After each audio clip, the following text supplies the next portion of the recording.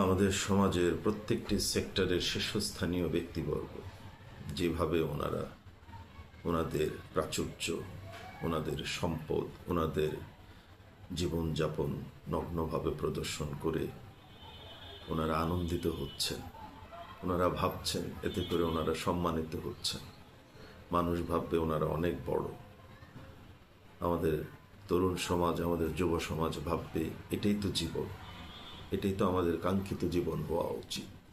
তখন তারা, বিশেষ করে আমাদের যুব সমাজ, তরুণ সমাজে, তারাও সেই জীবনটি চাবে।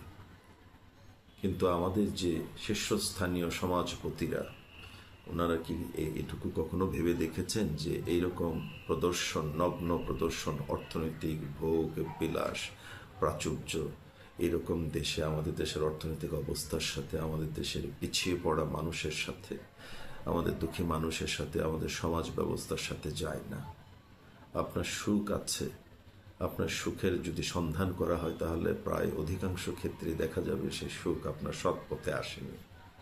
আপনি হয় অন্যায়ভাবে দেশকে ঠকিয়েছেন, মানুষকে ঠকিয়েছেন, না হয় আপনি অন্যায়ভাবে আপনার ঘুষের পয়সা, হারাম পয়সা দিয়ে আপনি সুখ ভোগ করছেন, সমাজকে দেখাচ্ছেন, যুব সমাজকে দেখাচ্ছেন। তাতে করে ক্ষতি কি হলো? তাতে করে ক্ষতি হলো আমাদের সমাজে, আমাদের শিশুরা, আমাদের তরুণরা, আমাদের যুবকরা, ওনারাও ভাবছেন যে আমাকে এইরকম জীবন পেতে হবে, এটি হলো স্ট্যান্ডার্ড, এবং সেটি পেতে হলে আমাকে যা যা করলে সেখানে যাওয়া যায় তাই আমাকে করতে হবে। তখন আদর্শের জায়গা আর থাকে না। মানুষ আর কর্মের প্রতি, সৎকর্মের প্রতি মানুষের আর আগ্রহ হারিয়ে ফেলে। মানুষ চায় শর্টকাট ওয়েতে, যে কোনোভাবে আমি আমার সেখানে যেতে হবে, যেখানে গেলে আমাকে চমৎকার চমৎকার জিনিস দেখাতে পারবো, ভোগ করতে পারবো। এটি আমাদের সমাজে একটি বড় সমস্যা হয়ে গেছে, যে কারণে শৃঙ্খলা আনা সম্ভব না। আজকে যুব সমাজে পথহারা, যুব সমাজে বিভ্রান্ত, যুব সমাজ হতাশাগ্রস্ত। এর একটি মাত্র কারণ হলো যে আমাদের সমাজে রোল মডেল নেই।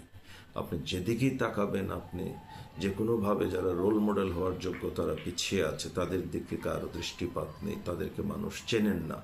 যাদেরকে মানুষ চেনেন তারা হলেন সমাজের বিশাল সেই রকম ব্যক্তি যারা নগ্নভাবে তাদের প্রাচুর্য মানুষকে দেখে ওনারা আনন্দ পান। কোনো মানুষ সাধারণত চতুষ্পদ জন্তু ছাড়া এইভাবে আহার করেন না, চতুষ্পদ জন্তু ছাড়া এইভাবে খান না, এইভাবে আহার করেন না, এইভাবে জীবনযাপন করেন না। কোনো মানুষ তার প্রাচুর্য দেখে আনন্দ পায়, এটি আমার মনে হয় আমাদের দেশেই হয়। প্রাচুর্যের সাথে আমাদের গণমানুষের অর্থনৈতিক জীবন ব্যবস্থা, আমাদের সাধারণ মানুষের সাথে আমার যে জীবনযাপন আমি করছি তাদের অর্থে আমার বেতন হচ্ছে, অথচ আমার জীবনযাপন দেখলে সাধারণ মানুষ হতাশাগ্রস্ত হবে। এটাই তো স্বাভাবিক। কাজে আমাদের সমাজে এরকম একটি ব্যবস্থা ফিরে আসা উচিত। কে আনবে আমাদেরকে? আমাদের রোল মডেল যারা, তারা তো আপনার সেলিব্রিটি না। যারা সেলিব্রিটি হয়ে বসে আছেন তারা তো রোল মডেল না। এতে করে আমাদের গোটা তরুণ সমাজ, যুব সমাজ হতাশাগ্রস্ত হয়ে গেছে। আর আমি শাসন করব, বিচার করব, ওদেরকে আদর্শের বাণী শোনাবো, তা কি হয়? আমি নিজেই আদর্শের বাইরে বিচরণ করছি, আর আমি বলছি যে এটি হলো আদর্শ, এইভাবে চলেন, এইভাবে চলেন। না, আমাকে দেখাতে হবে যে আমি সৎভাবে জীবনযাপন করছি। রাষ্ট্র থেকে, সমাজ থেকে আমার যে প্রাপ্য, এই টাকা দিয়ে আমি খুব সাধারণভাবে আমি জীবনযাপন করছি, তখনই আপনার রোল মডেল হতে পারবেন। কিন্তু আপনি এখন যেটা করছেন তাতে করে এই সমাজ ধ্বংসের দিকে চলে যাচ্ছে। এই সমাজকে ঠেকানো যাচ্ছে না কোনো অবস্থাতেই। আমাদের সে উপলব্ধি এখনো আসেনি যে আমরা ক্রমান্বয়ে কোন দিকে চলে যাচ্ছি। আর এর জন্য দায়ী কে? এর জন্য আমাদের কৃষক দায়ী না, এর জন্য আমাদের শ্রমিক দায়ী না, এর জন্য আমাদের তরুণ সমাজ দায়ী না। এর জন্য দায়ী হলো আমাদের শীর্ষস্থানীয় ব্যক্তিবর্গ, ওনাদের বিলাসিতা, ওনাদের নগ্ন প্রাচুর্য, ওনাদের চতুষ্পদ জন্তুর মতো আহার দেখে সাধারণ মানুষ নিজেকে খুব অসহায় ভাবে, দুঃখী ভাবে।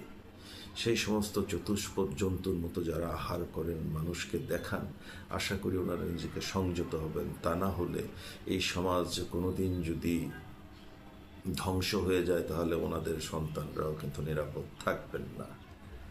এ দেশ আমাদের সকলের, এ দেশকে রক্ষা করা আমাদের সকলের দায়িত্ব।